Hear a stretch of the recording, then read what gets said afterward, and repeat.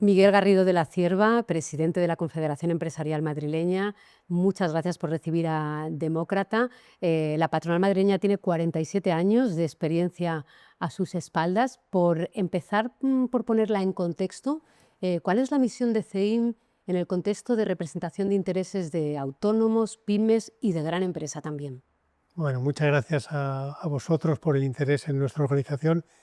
Y vamos a ver, CEIM efectivamente es la Confederación de Empresas de Madrid, de la que forman parte pues, todas las empresas, sectores de nuestra comunidad. Al ser una confederación está formada por otras asociaciones, que son pues, prácticamente todas las que hay en Madrid de ámbito sectorial, de la industria, el comercio, turismo, servicios, y luego también algunas territoriales, que aunque somos una comunidad uniprovincial, pues hay también asociaciones del ámbito de Henares, de Getafe, de Móstoles, de Alcorcón, en fin, de las poblaciones que tienen cierta actividad económica importante. Y nosotros al final a lo que nos dedicamos es a tratar de que todas las empresas trasladen cuáles son sus preocupaciones, sus necesidades, y nosotros tratemos de influir fundamentalmente en las administraciones públicas para conseguir que la normativa pues, sea lo más adecuada a nuestras necesidades. La presidencia marca impronta. Usted es empresario, fundó su empresa allá en 1985 y también ha ocupado cargos en la alta administración, por ejemplo, viceconsejero de Empleo. ¿De qué le ha servido este acervo tanto empresarial como en la administración en el liderazgo de la patronal empresarial madrileña? Sí, yo llevo 40 años ejerciendo de empresario, ¿no? Con todas las dificultades que ello conlleva, y durante 4 años de mi vida lo dediqué a formar parte de la administración, en este caso la Comunidad de Madrid, sin formar parte, pues nunca he formado parte de ningún partido político, pero sí en cargos de gestión. Estuve de viceconsejero de Economía e Innovación Tecnológica, viceconsejero de Empleo y de consejero de Medio Ambiente. Y para mí fue una etapa en la que aprendí mucho a cómo se ven las cosas desde el otro lado de la barrera, ¿no? Porque muchas veces desde la parte empresarial pues tendemos a tener determinadas pretensiones de que se hagan las cosas en unos plazos, de una manera, y la realidad de la administración en muchos casos es distinta. Yo creo que fue una magnífica experiencia que me ha dejado un pozo de entender cómo cómo se deben hacer las cosas desde el otro lado, ¿no? Yo creo que ese conocimiento, que fue muy poco tiempo, fue 4 años nada más, pero sí que ha sido suficiente para entender y para de esa manera orientar la manera de hacer nuestras peticiones o la manera de colaborar con las administraciones, pues que sea más compatible con las posibilidades que tiene una administración, que evidentemente no son las mismas que las empresas. Ajá. Desde fuera lo que se ve sobre todo, digo, desde los medios, es su interlocución, ¿no? Con gobierno central, gobierno autonómico. Por meternos de lleno en la actualidad, hemos escuchado a la CEIN hablar de campaña de hostilidad del gobierno. ¿A qué se refieren o dónde enfocan o por qué hablan de campaña de Sí, hostilidad? bueno, aquí hay dos facetas, ¿no? Una digamos, la parte de las declaraciones, las opiniones por parte del gobierno, que desde luego, especialmente en los últimos 2 años, quizá 3 años, pues se ha empezado a escuchar con demasiada frecuencia que las empresas están llevando a cabo actuaciones pues, contrarias al interés general. Se nos ha acusado, hay que acordarse cuando hace 3 años estábamos con una inflación bastante disparada y se echaba la culpa a las empresas, que eran las que subían los precios, y de hecho se ha pedido durante mucho tiempo limitar los beneficios empresariales, etcétera.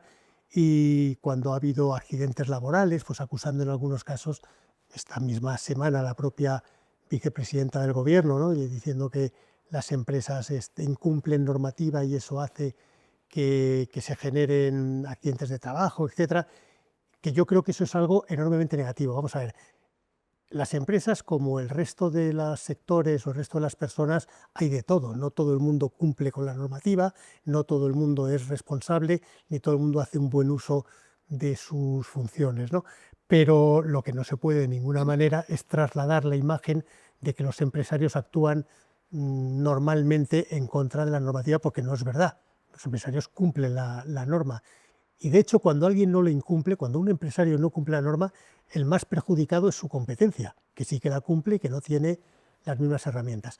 Por tanto, ha habido una campaña de mucha agresividad, incluso poniendo nombres de personas por parte del propio presidente de gobierno. Señaló a algunos empresarios con nombre y apellidos, criminalizando la actividad empresarial, los beneficios empresariales. Y luego hay otra campaña que es todavía más peligrosa, que es la de los hechos. Es decir, se está legislando, regulando en los últimos tiempos de una manera muy contraria a los intereses de las empresas. Y nosotros entendemos que nosotros defendemos un interés de parte, pero lo que no entendemos es que antes de regular cualquier aspecto que nos afecta, no al menos se nos escuche, ¿no? Para ver cómo eso puede afectar a nuestra actividad. Y ya digo que últimamente lo que nos encontramos son tanto palabras como hechos contrarios a los intereses de las empresas. ¿Estas regulaciones dañinas contra la empresa, a cuáles se refiere en particular? Bueno, hay muchas. En materia laboral, por ejemplo, estamos recurrentemente escuchando iniciativas parlamentarias. La última y que más tiempo ha llevado, hemos estado prácticamente 2 años con la pretensión de reducir la jornada laboral a 37 horas y media, sin que haya un acuerdo con los empresarios, que este es un matiz muy importante, porque cuando los empresarios negociamos con los sindicatos convenios colectivos, los convenios de empresa, por ejemplo, la mayor parte de ellos ya contemplan jornadas inferiores a 40 horas, pero se han hecho a través de una negociación y con cesiones para compensar los efectos negativos que tienen. Pues bien, por parte del Gobierno se ha pretendido aprobarlo de manera unilateral.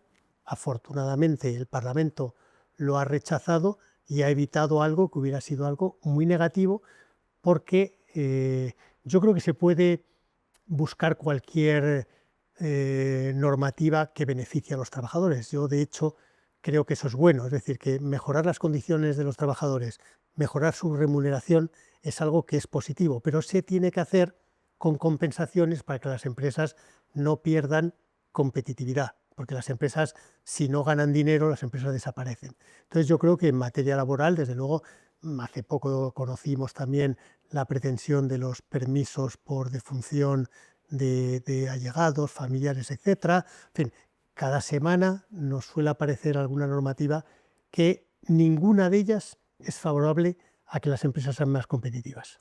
Ya que estamos en reducción de jornada y en los permisos, permítame entrar en detalle. Reducción de jornada, cuando los partidos preguntan internamente, en encuestas internas, pues tienen una mayoría, por ejemplo, se hizo pública la del Partido Popular, que un 70% estaba a favor, ¿no?, de la reducción de jornada. Ocurre en las encuestas en general. Ahí quedó el debate en 2 vías, en bueno, que se tumbara la reducción de jornada, como ocurrió en el Parlamento, y hay 2 opciones, o no aprobarla o en las medidas de acompañamiento que se proponían desde el Ministerio de Economía. Desde la empresa, desde la CEIM, ¿les gusta alguna medida intermedia más allá de la negociación de convenios colectivos en el sentido de avanzar a corto plazo o a medio plazo en esa reducción de jornada? Sí, nosotros insisto en que en todo momento no nos hemos negado, no hemos cerrado la puerta a que se pueda buscar una normativa que conduzca a una reducción de jornada paulativamente en el futuro. Pero insistimos en que tiene que ser mediante una negociación en la que haya contrapartidas. Hay muchos aspectos que se pueden mejorar, tema del ordenamiento de las horas extras, de las contrataciones, tema de, por ejemplo, incrementar la productividad, reducir el absentismo. Es decir, puede haber muchas fórmulas que puedan dar efectivamente esa satisfacción a lo que en la mayoría de las encuestas dice, pero que es normal. Es decir, en cualquier encuesta que preguntes si la gente quiere trabajar menos cobrando lo mismo, pues es que hasta yo diría que estoy a favor. Lo que pasa es que hay que ver las consecuencias que eso tiene en la otra parte, ¿no? Porque aquí al final los políticos tienen que ser responsables y tienen que buscar acuerdos que beneficien a la mayoría, pero que sean sostenibles en el tiempo. Si una medida es buena para el bienestar, diríamos, de la mayoría, pero acabaría implicando que desaparecieran empresas y que por lo tanto se destruyera empleo, pues acabaría siendo negativo. Y por lo tanto, lo que nosotros pedimos simplemente es que se haga una negociación, pero una negociación de igual a igual, porque con este gobierno lo que nos encontramos es que permanentemente es negociación que lleva implícita una amenaza. Es decir, si no llegas a un acuerdo, nosotros lo vamos a imponer por otras vías o vamos a tomar determinadas medidas que te van a causar un mayor perjuicio. Y eso es lo que nosotros, desde luego, ya no estamos dispuestos a aceptar. Con los permisos de cuidados o los permisos por defunción, ¿en qué punto están?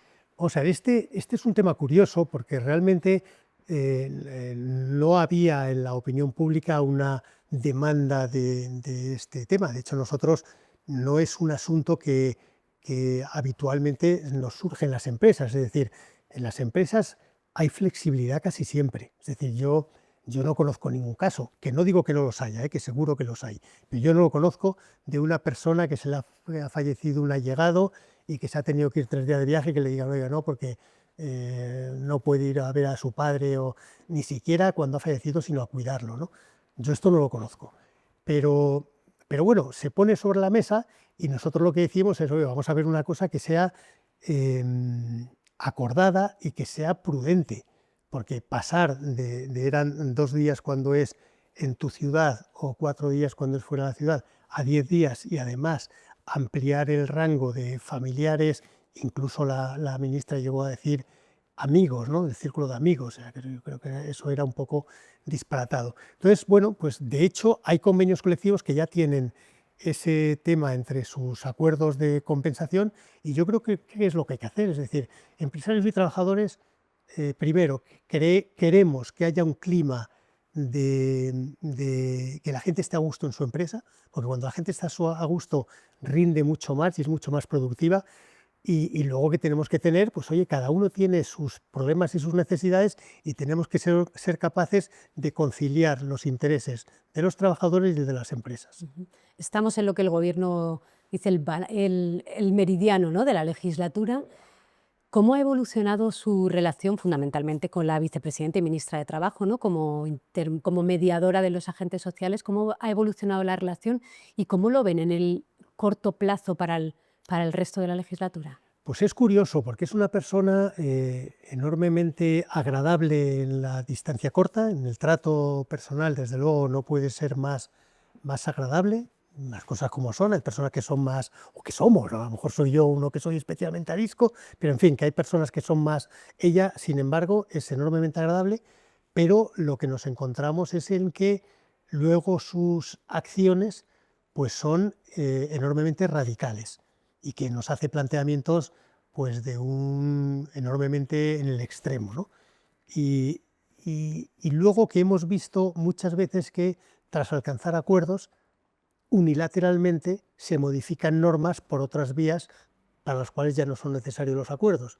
Entonces, ¿Algún tenemos una ejemplo relación tiene en la cabeza complicada. algún ejemplo? Tenemos, por ejemplo, en la reforma laboral fue enormemente compleja en estas casas porque es algo que nos supuso, evidentemente, La gran ley que les afecta. encarecer y rigidez, e introducir cierta rigidez, más de la que había, por ejemplo, la eliminación de los contratos temporales, etc. Y en esa negociación se acordó que había una serie de temas que no íbamos a meter porque era imposible de llegar a un acuerdo y que por lo tanto nos íbamos a centrar en las cuestiones en las cuales podíamos llegar a un acuerdo. Y por ejemplo, una de ellas fue el tema de la prioridad del convenio provincial respecto a los convenios nacionales, a los convenios sectoriales, ¿no? Y sin embargo, una vez alcanzado el acuerdo con enorme sacrificio por nuestra parte, seguro que por parte de los sindicatos también, no lo dudo, unilateralmente se modificó por un acuerdo con el PNV la prioridad de los convenios territoriales. Y eso pues a nosotros supuso que se había modificado un aspecto que en su momento pactamos que no se iba a modificar. Pues esto, en fin, hay más casos, pero este es uno yo creo que significativo de cómo ha actuado el gobierno rompiendo una confianza de unos acuerdos que hay que acordarse que durante los primeros 3 años de gobierno se alcanzaron muchísimos acuerdos. La reforma laboral es la gran ley que le afecta a la patronal madrileña. Ahora mismo la que está de máxima actualidad son los presupuestos generales, que parece que en este año 2026 se van a presentar con esa senda de déficit que se puede votar hasta en 2 ocasiones en el Congreso. Pero lo cierto es que en este momento los presupuestos no están aprobados y en su tramitación parecen complicados. ¿Cómo afecta a la empresa madrileña? ¿Tiene algún impacto la tramitación presupuestaria? Vamos a ver, es algo que en realidad desconocemos, ¿no? Porque hemos visto que sin unos presupuestos aprobados se han llevado a cabo todo tipo de actuaciones. Por ejemplo, la inversión de 10.000 millones de euros en Telefónica se hizo sin haber una partida presupuestaria, en teoría, que lo contemplara, ¿no? Por lo tanto, ya se ve que los gobiernos tienen instrumentos que no están tan limitados por los presupuestos. Sin embargo, los presupuestos es un elemento evidente de control del gasto público, que nosotros creemos que es un tema muy preocupante. Es decir, la recaudación ha subido exponencialmente en este tiempo y el gasto público también, y creemos que el gasto público es algo que debemos estar todos comprometidos en lo mismo.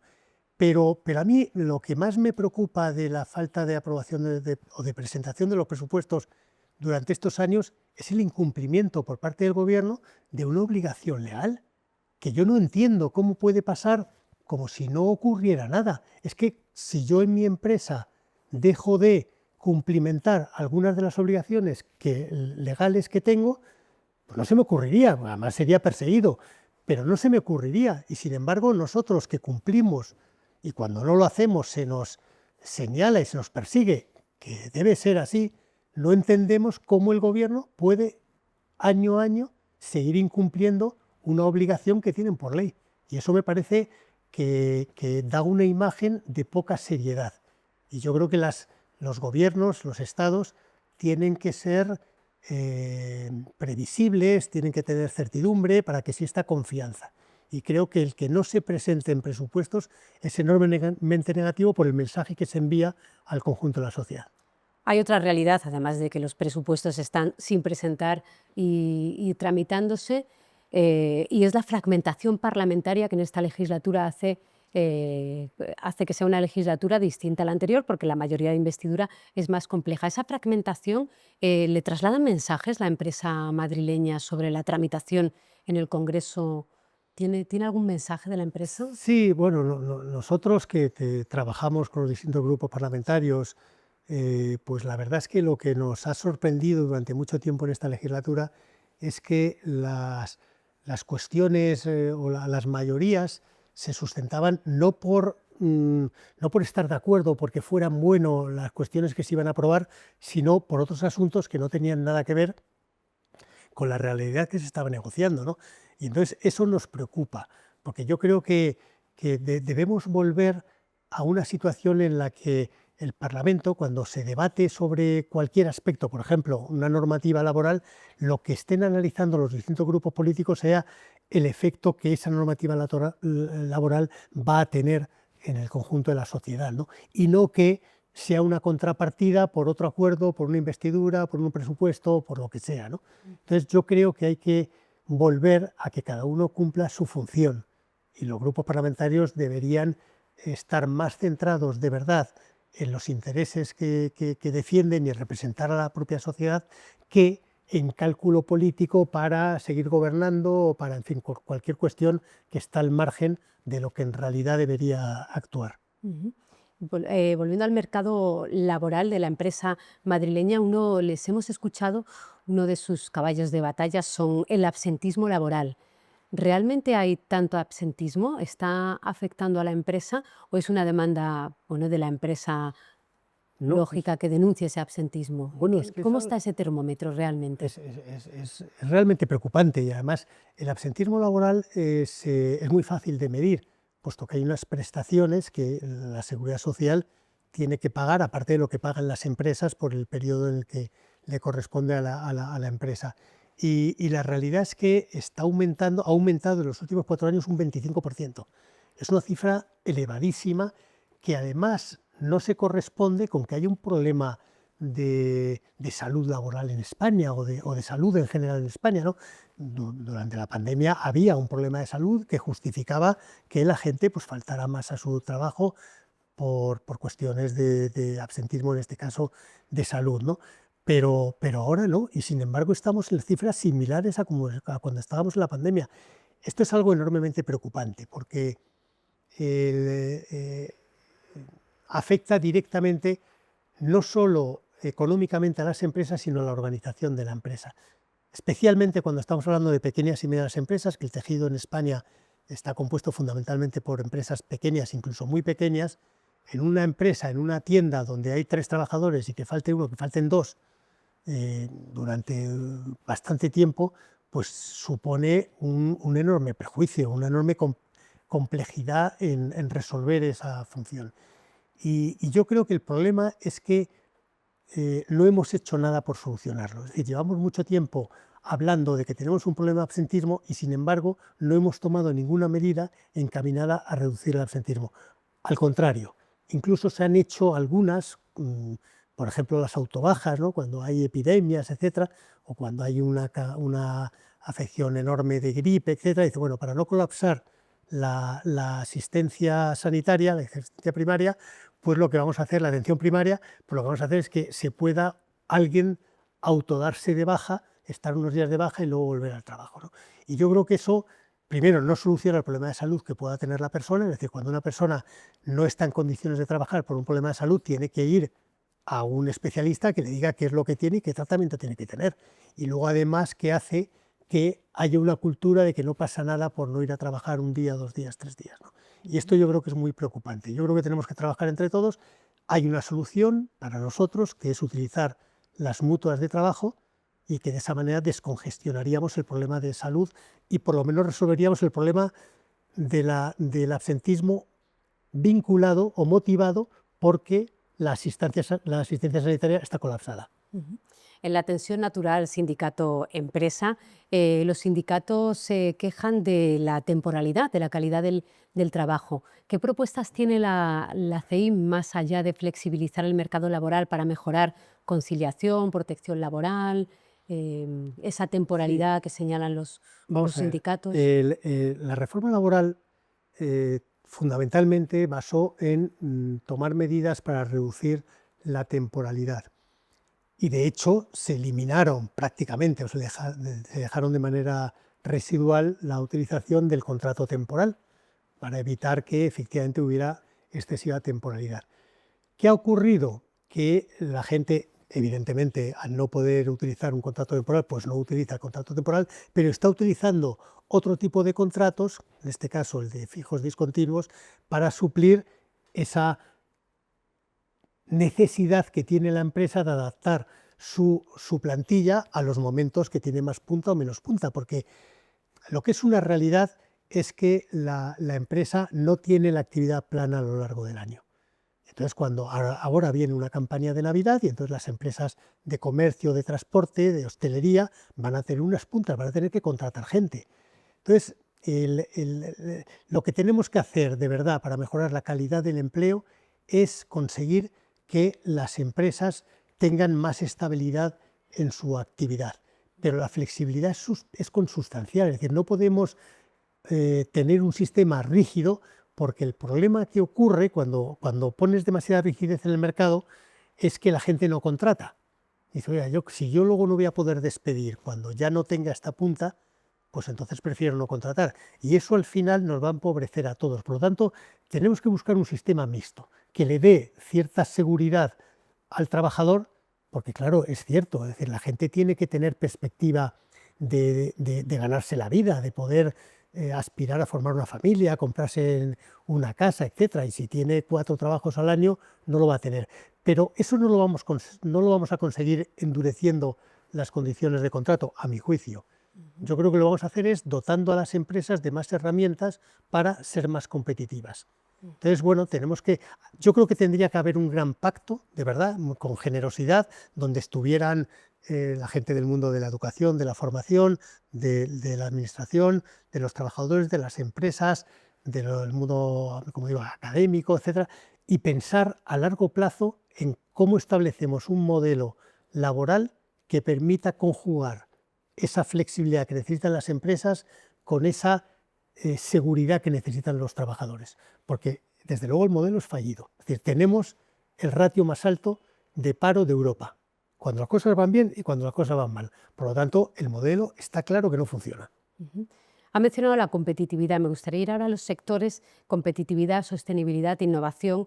La transformación digital y la innovación están en una fase de aceleración importante. La irrupción de la inteligencia artificial todavía no sabemos cómo va a irrumpir en el mercado laboral, qué destrucción de empleo va a provocar, qué creación de nuevos empleos va a generar. ¿Cuál es la foto fija actual de esta digitalización y de la necesidad de innovación de la empresa madrileña, que es competitiva en Madrid, en España, en Europa, en el mundo?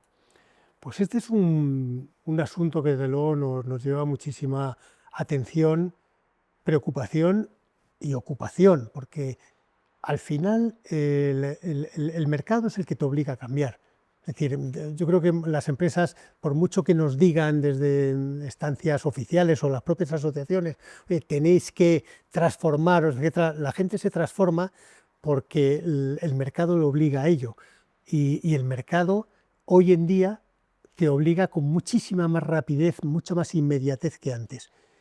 Claro, el problema que tenemos en muchos casos las empresas es que no te anticipan los cambios y sin embargo tu empresa, por muy bien que vaya, si tú no estás preparándote para el futuro, y el futuro hoy en día, como digo, es un futuro inmediato, antes hablabas de que los ciclos eran de 20, 25 años, ahora es que al año ha cambiado completamente cómo debe ser tu relación con los clientes o tus procesos, etcétera. Entonces es muy importante que las empresas se adecúen. Yo creo que podemos presumir de que en Madrid y en España tenemos empresas que han sido siempre muy pioneras, muy avanzadas en ir adaptándose a los tiempos, ¿no?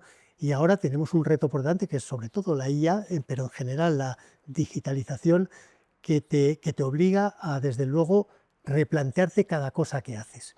Entonces, vamos a ver, es verdad que muchas empresas van a quedar en el camino, muchas empresas, desgraciadamente. Siempre ha sido así, porque el mundo de la empresa es un mundo vivo, que las empresas obsoletas mueren, nacen otras, van ocupando el espacio y poco a poco se va renovando y va mejorando el tejido empresarial. Pero como digo, ahora es más rápido y en España tenemos un problema, que es el tamaño de las empresas, que dificulta mucho el tener herramientas, medios para adaptarte al futuro. Y tenemos que apostar por el crecimiento de las empresas. Otra discusión absolutamente viva en Europa es la energía y la sostenibilidad, la transición verde. ¿Cuál es la posición de CEIM respecto al despliegue de energías renovables, del autoconsumo industrial, de ese Vamos a ver, equilibrio de la transición energética verde? nosotros creemos que España cuenta o está en una posición absolutamente privilegiada por el despliegue que hemos tenido de energía renovable que nos permite tener acceso a una energía muy barata, a mucho mejor precio que pueden tener nuestros competidores y que además es verde, es sostenible, es compatible con los usos que también los clientes nos van pidiendo, nos van exigiendo y las inversiones que ha habido en los últimos años nos hacen estar en una posición privilegiada. El problema es que tenemos que hacer eso compatible con la necesidad de tener una seguridad en el suministro energético. Es decir, por muy barata que tengas la energía, incluso aunque fuera coste cero, si no tienes garantía del suministro no es suficiente, porque todas las empresas y desde luego aquellas empresas electrointensivas necesitan tener seguridad y estabilidad en el suministro de energía. Y eso es lo que a nosotros ahora nos preocupa, porque a la vista de lo que está ocurriendo, de cómo está evolucionando el mercado eléctrico, pues nos preocupa que se puedan tomar decisiones que puedan comprometer la seguridad en el suministro futuro. Yo creo que la combinación entre fuentes estables de energía, a través de la energía nuclear, todavía el gas, las hidroeléctricas, etcétera, con las renovables, el mix es absolutamente imbatible, porque es la energía más barata que puede haber en Europa si tenemos a la vez la seguridad en el suministro. Ujú. ¿La empresa madrileña compite con la empresa catalana, la CEIM, contra Foment, o hay entendimiento, hay competitividad sana? ¿Cómo es esa relación? La relación es excelente, especialmente buena porque obviamente somos las dos organizaciones más parecidas de España. CEIM y Foment representamos entre ambos prácticamente el 40% del Producto Interior Bruto de España y por lo tanto nos entendemos perfectamente. Las empresas compiten entre sí, las organizaciones empresariales no competimos nosotros porque ellos tienen su ámbito territorial que es distinto al nuestro. Las empresas sí compiten entre ellas, pero es que la competencia es muy buena. La competencia hace que todos mejoremos. Y desde luego, en este caso, para mí, Fomento es un ejemplo de bien hacer, porque es una organización que tiene una enorme tradición, tiene muchísimos años, es mucho más antigua que nosotros, y desde luego la relación con ellos no puede ser mejor, y es una organización a la que nosotros miramos para hacer buenas prácticas. Es decir, lo que ellos hacen, pues normalmente acabamos copiándolo de buen rollo con ellos. Se lo preguntaba también porque en infraestructura, en logística, Cataluña tiene sus peticiones de ampliación de aeropuerto, de mejora de infraestructuras logísticas, ferroviarias.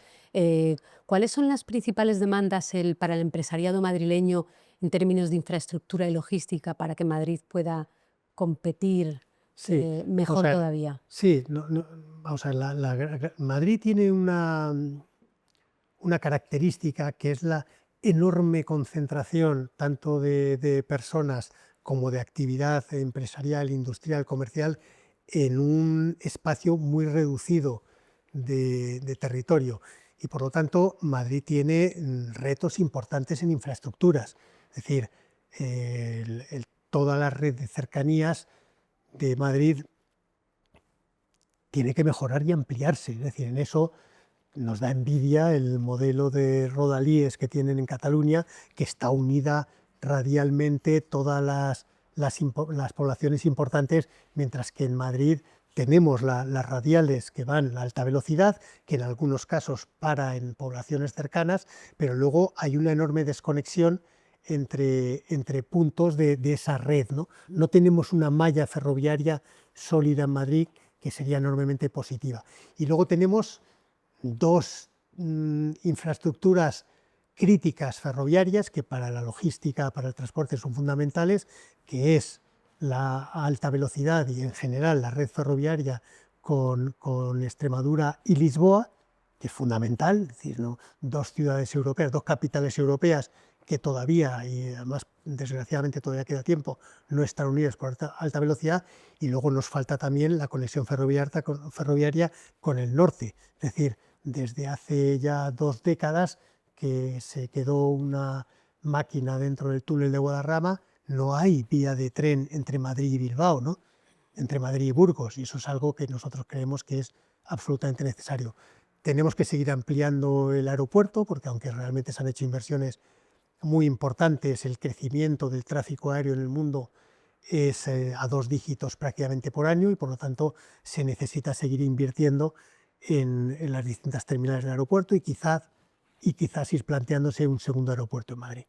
Hay otra competencia, que es la fiscalidad. ¿Qué tipo de incentivos fiscales considera más eficaces para atraer inversión extranjera, para que la empresa madrileña sea competitiva? ¿Cuáles son sus principales demandas Y fiscales? el tema de la fiscalidad efectivamente es un factor absolutamente determinante para la competitividad. Y ahí es un tema el que a nosotros nos preocupa porque Madrid durante las últimas décadas ha tenido una apuesta muy importante por la reducción de los impuestos y ha sido una apuesta que ha tenido como consecuencia un enorme crecimiento de Madrid. Es decir, cuando dices Madrid ha crecido muchísimo en los últimos años, y Madrid, eso no ha sido obviamente por la capitalidad, porque Madrid ha siendo capital de España desde hace siglos, ¿no? Y sin embargo sí ha sido por políticas fiscales, ha sido por políticas liberalizadoras de la economía y por políticas de una fiscalidad amable, que por ejemplo, por un motivo, en fin, yo creo que poco sano y poco claro, se haya eliminado la reducción que había del impuesto de patrimonio en Madrid, obligando a sustituirlo por un impuesto de las grandes fortunas, por una imposición política de otras comunidades autónomas, pues ha supuesto desde luego una merma en nuestra competitividad. Si además se nos va a ir obligando en los próximos tiempos a armonizaciones fiscales al alza, yo creo que van a significar un paso atrás en el crecimiento, que no solo de Madrid, sino de España. Yo creo que cuando Madrid ha demostrado que esas políticas son beneficiosas para el conjunto de la sociedad, yo creo que el resto de los territorios lo que tienen que hacer es copiarlas, no impedir que la hagan en Madrid para estar todos iguales, ¿no? Porque todas las comunidades han tenido las mismas herramientas, todas han podido utilizar las mismas políticas fiscales. Pues, y el resultado ha sido que aquellas que han aplicado reducción de impuestos han tenido mayor crecimiento. No solo Madrid, también Cataluña cuando lo ha hecho, perdón, también Andalucía cuando lo ha hecho o Valencia cuando lo ha hecho. Las críticas en este sentido vienen cuando esa carrera a la baja perjudica la financiación autonómica en su conjunto.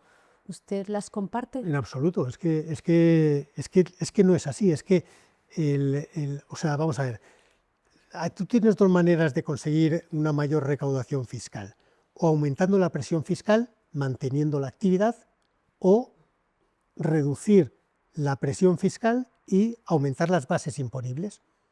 Entonces, ¿qué ha demostrado Madrid? Que con una política fiscal incentivadora, porque dices, ¿en Madrid se pagan pocos impuestos? No es verdad, en Madrid se pagan muchos impuestos. Y es verdad que se pagan menos que en otros sitios, pero se pagan muchos impuestos. Pero ¿qué ocurre? Que cuando bajas la presión fiscal hay más actividad, hay más dinero en circulación, hay más operaciones comerciales, más operaciones inmobiliarias, más inversión y por lo tanto, como hay más actividad, recaudas más sin subir la presión fiscal. Entonces yo creo que en absoluto afecta a la financiación del conjunto de España que se tomen medidas de reducción de impuestos. Al revés. Es decir, si toda España, yo aquí siempre pongo el ejemplo, cuando María Jesús Montero, la ministra de Hacienda, era consejera de Hacienda en Andalucía, ella decía, muchas empresas andaluzas están yendo a Madrid porque Madrid tiene un mejor tratamiento fiscal a las empresas. Vale. Imaginando que eso sea cierto, ¿qué ocurre ahora? Ahora ella es ministra de Hacienda de España. Claro, si ella tiene esa misma política fiscal que hacía en Andalucía, ¿qué ocurre? Que las empresas se van a ir. Lo que pasa es que no se van a ir a Andalucía, a Cataluña, a Vizcaya o a Madrid, se van a ir a Portugal, a Francia o a Irlanda, porque los impuestos tienen consecuencias. Ujú. ¿Ha notado usted esa fuga que a veces critica a las empresas? No sé, le pregunto si a veces como medida de presión o como realidad constatable. No, vamos a ver, esto, al final las estadísticas son las que te van mostrando la evolución de la actividad, indudablemente. Es decir, en el momento que desde ya un año que en Madrid se ha impuesto el impuesto de patrimonio, pues evidentemente hay menos desplazamiento de capital a Madrid del que había antes, sin duda. Pero ese dinero no se va a otras comunidades autónomas, se va a otros países. Ajá. El modelo fiscal de Madrid, como defiende usted, está bien planteado en términos de rebajas fiscales como modelo de éxito para CEIM. Le iba a preguntar en este sentido por la I+D respecto al Producto Interior Bruto. Es verdad que Madrid está por delante del resto de comunidades Sí, autónomas tiene cierta prácticamente, trampa, eso sí. pero nos quedamos más lejos de otros países como Alemania, por ejemplo. Sí, ¿Debe la CEIM incentivar más esa inversión en I+D? ¿O bueno, eso las cifras sí, reales? bueno, vamos a ver, gran parte de la investigación que se lleva a cabo por organismos estatales se hace en Madrid, entonces tenemos una puntuación más alta. Pero es verdad que el tejido empresarial madrileño a nivel comparativamente con España es quizás más inversor en I+D y en tecnología. Pero desde luego tenemos que hacer un esfuerzo y yo creo que ahí tendría que haber un mayor ajuste fiscal para aquellas desgravaciones en I+D para que te fueran más efectivas. Yo creo que por parte de la Administración se debería de revisar muchas de las políticas que te obligan a realizar determinadas actuaciones para poderte acoger a beneficios fiscales de la I+D+I. Porque yo creo que lo que tiene que primar es el mercado. Es decir, las empresas a la hora de decidir sus políticas inversoras, lo que tienen que mirar es a su mercado, ¿no? A qué es lo que necesitan para ser competitivas en el mercado. Cuando las empresas, en vez de tomar las decisiones porque es lo que le interesa al mercado, lo hacen para adaptarse a una normativa, para poder ser beneficiarias de incentivos fiscales, yo creo que nos estamos equivocando. Y eso pasa mucho. Es decir, la regulación tiene que adaptarse al mercado, no tiene que ir al margen porque la realidad es la que impera. Y yo creo que tratar de forzar a las empresas es negativo. Yo creo que lo que tiene que hacer la Administración es acompañar a las empresas, no dirigir a las empresas. Sobre esa realidad imperante tenemos la geopolítica que nos afecta a toda Europa, a Madrid también. Le pregunto por los aranceles. ¿Le está afectando la política de aranceles de Estados Unidos, las negociaciones de las instituciones europeas al empresariado madrileño o está consiguiendo adaptarse a los aranceles Sí, que son tarifas sí. que ya están impuestas en Vamos a Europa? ver, generalizar es siempre muy complicado, porque si yo digo que no afectan, habrá empresarios de nuestra asociación que digan, "Hombre, ¿cómo has dicho eso cuando yo estoy?", y al revés, en sentido contrario, ¿no? Por lo tanto, hay gente que le afecta más, menos, hay gente que no le afecta nada, pero evidentemente afecta, evidentemente. Es decir, los aranceles, a mi juicio, son un elemento que distorsiona el mercado y por lo tanto son enormemente negativos. Aquí el problema es que hay una enorme incertidumbre, porque desde los anuncios estos grandilocuentes de que iban a haber aranceles del 40%, del 20%, del 100%, una semana bajaban, subían, yo creo que la gente estaba atemorizada y luego la realidad ha cambiado. Pero lo que es evidente es que se han puesto unos aranceles que antes no había y eso está afectando a las exportaciones de las empresas madrileñas, naturalmente. Responder a ellos también poniendo aranceles a los productos que llegan a España desde otros mercados, yo creo que es entrar en una espiral que es negativa. Lo entiendo, porque de alguna manera dice, bueno, pues yo me defiendo, pero yo creo que no es positivo. Yo creo que a la larga todo lo que sea alterar artificialmente el mercado va a suponer que nos vamos a empobrecer, va a suponer que a los ciudadanos nos va a costar más adquirir ciertas materias, a las empresas también materias primas, y por lo tanto yo creo que nos estamos haciendo un flaco favor. Ujú.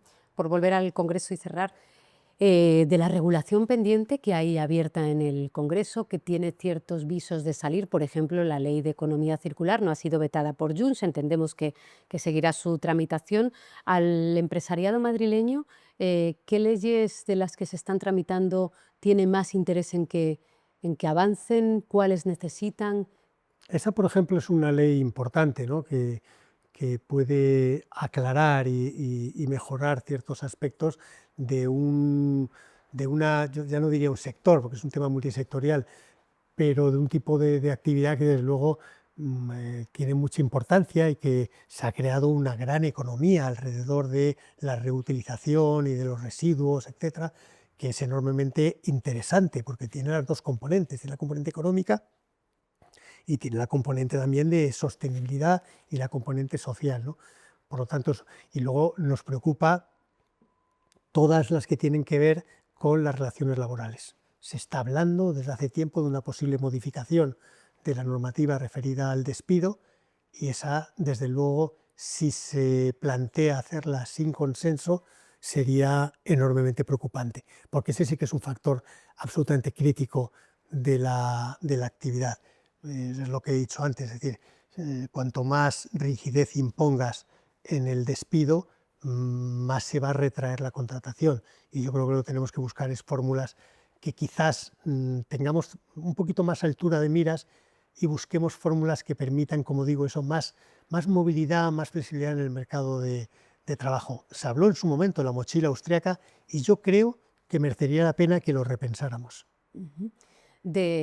Ha salido en la entrevista las fricciones con la Administración central, con Gobierno, el buen o mejor entendimiento fiscal en políticas fiscales con el Gobierno de Madrid, de Isabel Díaz Ayuso. Si tuviera que pedir a los dos gobiernos, le queda prácticamente lo mismo para convocar elecciones, digo, de manera según la ley. ¿Qué le pediría desde los empresarios, desde la CEIM? ¿Qué le pide al Gobierno Autonómico de Madrid? ¿Cuáles son sus principales negociaciones o demandas? ¿Hacia dónde quieren que vayan? Y al Gobierno central. O sea, el Gobierno de la Comunidad de Madrid, la verdad es que tenemos una relación bastante satisfactoria y fructífera. Tenemos retos importantes por delante en materia energética, sin ninguna duda. Es decir, Madrid necesita mucho más acceso a redes eléctricas que den satisfacción a las necesidades que tenemos. Hay que seguir avanzando en solucionar el problema de la vivienda. El problema de la vivienda no es solo un problema de la sociedad, que lo es, y por lo tanto es de todos y nuestro, pero es que además nos está suponiendo también un problema para acceder al talento. Tenemos también que modernizar las enseñanzas universitarias y de formación profesional, en el sentido de que se adecúen más a las necesidades reales de las empresas. Se tarda mucho tiempo desde que por el sector empresarial se detecta una necesidad de cierta cualificación hasta que en fin, la complejidad burocrática de las universidades o la formación profesional puedan habilitar un conocimiento en esa materia, y eso tenemos que mejorarlo. A nivel nacional, desde luego, nosotros lo que queremos es que haya más libertad económica, se simplifique regulación que en muchos casos ha quedado absolutamente obsoleta, y nosotros, en vez de ir desregulando, cada vez tenemos sistemas más complejos de llevar a cabo nuestra actividad, y desde luego materia laboral y materia fiscal, sin ninguna duda. Interesante. Ha dicho usted vivienda y sorprende, fíjese que desde los empresarios madrileños hayan notado esa sensibilidad social que hay ahora mismo en todas las comunidades autónomas. En Madrid, como capital, Sí, es una tensión es una importante. tensión enorme que en muchos casos dificulta el contratar personas porque no pueden venir a Madrid porque no pueden pagar el coste de la vivienda. Entonces yo creo que el tema de la vivienda es una responsabilidad compartida de las tres administraciones, y que la solución, en contra de lo que estamos oyendo en muchos casos, no es de poner más regulación, de limitar más la normativa de vivienda. Yo, cuando he escuchado hace poco al alcalde de Barcelona decir que iba a dar un paso en una mayor regulación del mercado del alquiler, digo, bueno, no puede estar más regulado. O sea, la vivienda es el sector, dentro de todos, que están casi todos muy regulados, el que más de todos. Yo creo que es al contrario. Hay que eliminar trabas administrativas, simplificar y reducir plazos, sin ninguna duda.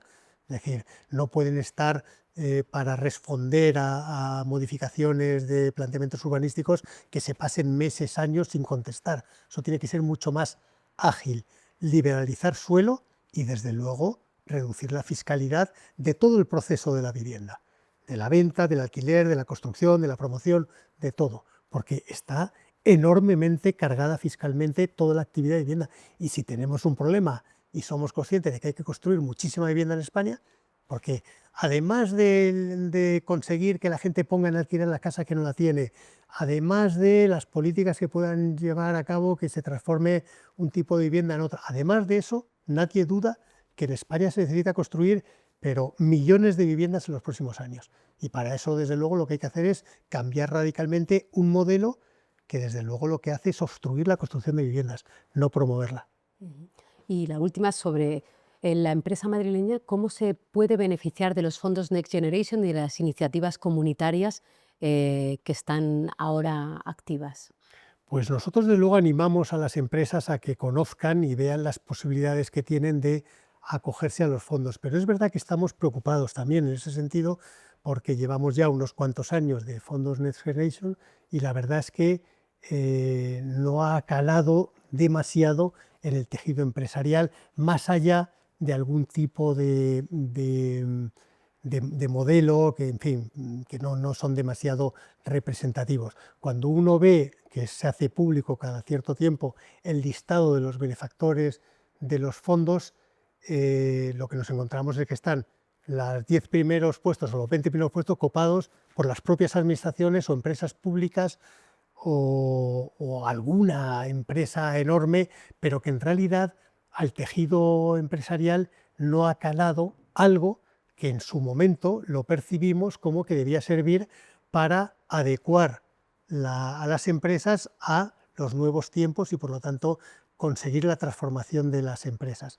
Y esto es algo que nos preocupa, porque no va a haber una como esta, o sea, tal cantidad ingente de fondos a disposición de un país como España, y pensamos que no se está haciendo el uso por parte de las empresas que debería. Esto nos preocupa y, como todavía queda, tenemos que animar a las empresas a que conozcan, exploren y, en la medida de lo posible, apliquen para ser beneficiarias de esas ayudas. Pues, presidente, muchísimas gracias por su tiempo y por la entrevista. Gracias a ustedes, muchas gracias.